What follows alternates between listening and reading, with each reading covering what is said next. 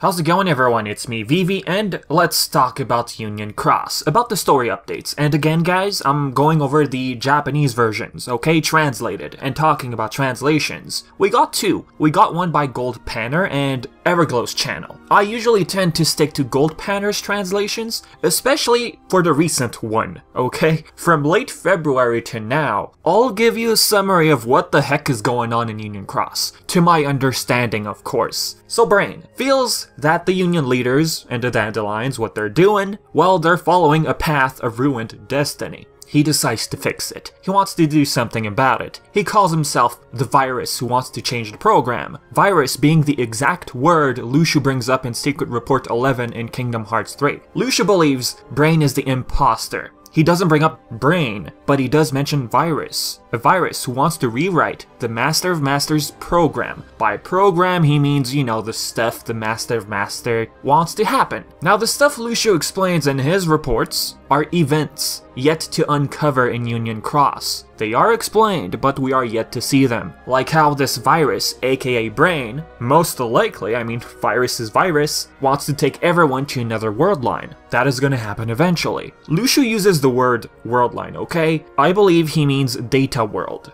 Going back to an earlier story update, Luciu explains, well, darkness is Luciu. If you read the reports in Kingdom Hearts 3, he mentions a certain lady of magic. You see the connection? Luciu must have been darkness. Anywho, going back to this story update, Luciu explains that without the Book of Prophecies, conjuring worlds isn't possible. But instead of using the Book of Prophecies, we have data worlds. The Master of Masters made sure the Dandelions and Union leaders would visit data worlds after the Keyblade War. Without the Foretellers and their Book of Prophecies, conjuring using the book was no longer possible. Instead, it is believed the Master of Masters made data worlds in advance. These data worlds, Luciu calls it worldlines in Kingdom Hearts 3. What else would it be? Worlds so real looking, no one could guess. Now, Ephemera and gang are aware that they're visiting data worlds. As for Daybreak Town, here's where it gets interesting. Daybreak Town, they are in currently, also seems to be made of data. I always wondered about this one, and it seems to be the case in the very recent story update. Brain explains that if this is the real Daybreak Town they are in currently, data, glitches shouldn't be interfering. Why are we seeing glitches, right? Going by Gold Panner's translations, we get a better understanding. Brain gives off basically a summary of what Darkness, aka Luciu, explained to Maleficent. The whole data worlds debacle. With that, Brain then wonders, are we in data Daybreak Town or real? Brain believes the answer to this is not that simple, but it seems to hint at it. Daybreak Town is glitching, a bunch of bugs happening, bug blocks happening. If it's real Daybreak Town, it shouldn't be glitching. And how is this happening? It appears to be caused by a world that does not exist in the timeline. Timeline is used in Gold Panner's translation. As for the other translation over on Everglow's channel, they use the word exist in time. It got me a bit confused. So timeline makes more sense here. A world made of data. A video game world. Do you think that is a world which exists in the timeline? No, it's data. And this world I'm talking about is the recent reveal we got, Game Central Station, aka Wreck-It Ralph. So guys, Bowser, Mario, and Sonic are now canon. Can't wait to see their gameplays. Okay, is this supposed to be happening? Brain questions this himself. We don't know yet. Was this planned by the Master of Masters? Was this foreseen? We have no clue. Player and Ephemera step out from an entrance and voila, welcome to Game Central Station. This is the world they visit, which is apparently causing problems to Data Daybreak Town. For a very long time, by the way, we haven't seen a Disney world have such importance with the story. Tron from Kingdom Hearts 2 was one, and Maleficent from Birth by Sleep. Okay, those two things had the biggest impact to the series' lore. Seeing Wreck-It Ralph have a huge role. Okay, yes, it's a mobile game, but it's still something. I mean, a Disney world having such a huge involvement with the lore of Kingdom Hearts, it is beautiful. I like it. Seeing this world, am I really surprised? Not at all. This world was hinted at in the past.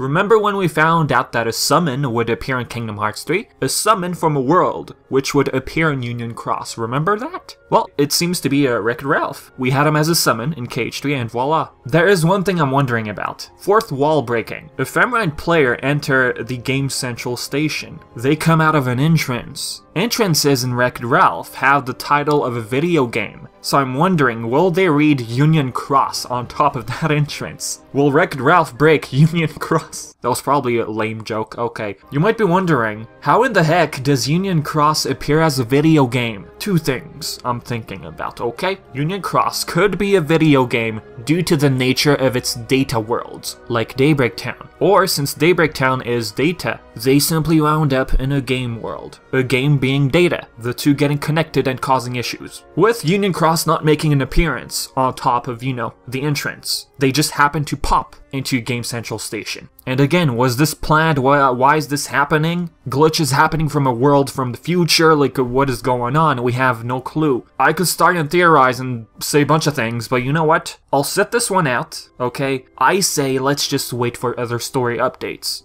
Look, if this is a world from the future, how is it interfering with Data Daybreak Town? See, that alone makes me think the Master of Masters was aware this was going to happen, because data worlds in Union Cross were created from data by the Master of Masters, information from the future. So how is this happening? We'll have to wait and see. Before I proceed, yes, Ven had another Keyblade, the Missing Ache Keyblade. Name familiar to you if you've played 358 over 2 days. Its description is as follows: a weapon that lets you string together faster, longer ground combos. Since this is Kingdom Hearts and nothing is a coincidence with Nomura, string together means assembling something into a series. What we know of Ven is that he had a darkness counterpart known as Ventus, a darkness so strong which was capable of forming, you know, a human figure. Technically, we believe that Ventus originally was faceless. He got Sora's face when Ven's heart came into contact with Sora's. So, about the question, why does he have a different Keyblade here? It could have represented the state of his heart, how his darkness and light were connected together. The Keyblade's name, Missing Ache, means missing pain. Look, if this really had to do with Ventus, then why did Ven have his wayward Keyblade before Ventus even being a thing? It could have to do with how he lost his friends, after Brain most likely sent them to another world line. This world line, I believe, being the timeline the Kingdom Hearts series took place in. This world line Lucio uses, most likely, you know, it's data worlds. Brain does something, and they all eventually wound up in World Line 1. You know, like Ven ending up in the Birth by Sleep timeline? Anyways, back to the point. Nomura maybe didn't think of this sort of story that far ahead. You know, Ven's Keyblade, a connection it has with Ventus, but theorizing is fun, okay guys? When he's in Birth by Sleep, his Keyblade is different. His heart was perhaps missing something. His friends who he forgot about for some reason. The term Missing Ache means missing pain, don't forget. He was missing pain. He didn't have pain back then, he had his friends. But he has it now, unknowingly. He just doesn't remember.